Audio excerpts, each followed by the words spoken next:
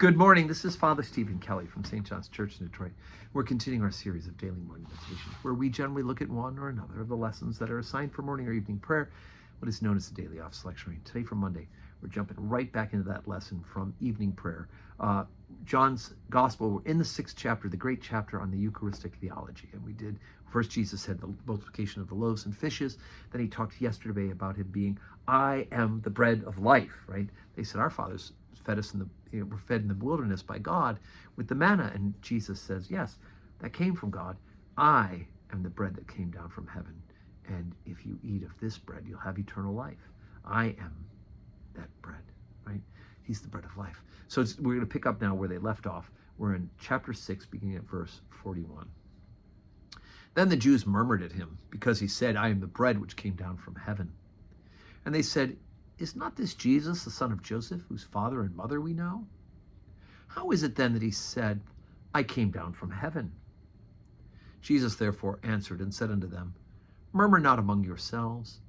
No man can come to me, except the Father which hath sent me draw him, and I will raise him up at the last day. It is written in the prophets, that they all shall be taught of God. Every man therefore that hath heard and hath learned of the Father cometh unto me.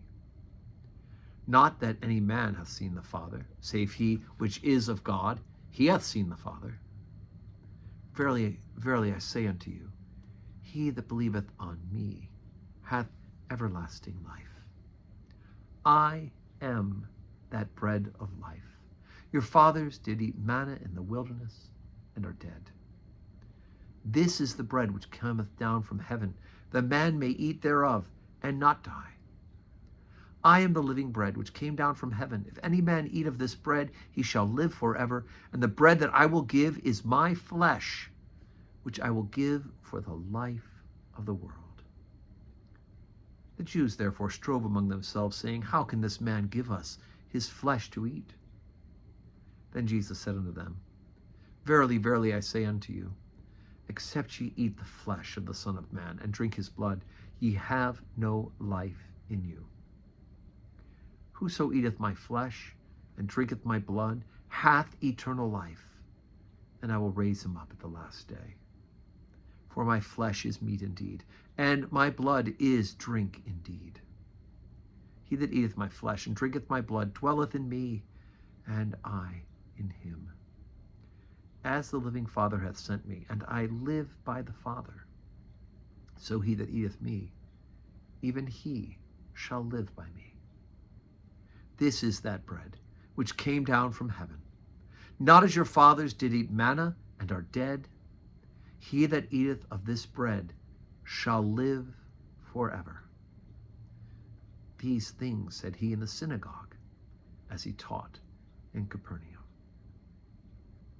Okay, boom, Eucharistic theology, right? What is the theology of the Holy Communion? What is the theology of the real presence? Right? Unless you eat my flesh and drink my blood, you have no life in you. Full stop, right? This is my flesh, right? He says, remember the Last Supper? He says, this is my body, this is my blood. Right? He shows us how that happens. That's accomplished in the Holy Communion. And then here we have, whoso eateth my flesh and drinketh my blood hath eternal life, and I will raise him up at the last day. For my flesh is meat indeed, and my blood is drink indeed. He that eateth my flesh and drinketh my blood dwelleth in me, and I in him. So this is not going to be really well accepted by a lot of folks. Still not. Unfortunately, there are Christians who follow Jesus Christ who deny this part, right? Apparently all the Bible's true except for this part. And we'll even find out tomorrow when we read that a lot of the followers who are following Jesus up to this point, this is too hard of a saying for them, and they walk away. Jesus doesn't chase after them and say, it's an analogy, right?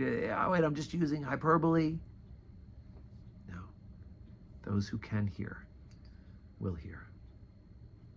So today's Monday. Speaking of eating his flesh and drinking his blood, today is Monday. We have 12:15 Holy Communion service. It's about a 30-minute service, no music, but we do pray and receive Jesus in the Blessed Sacrament, and 4 p.m.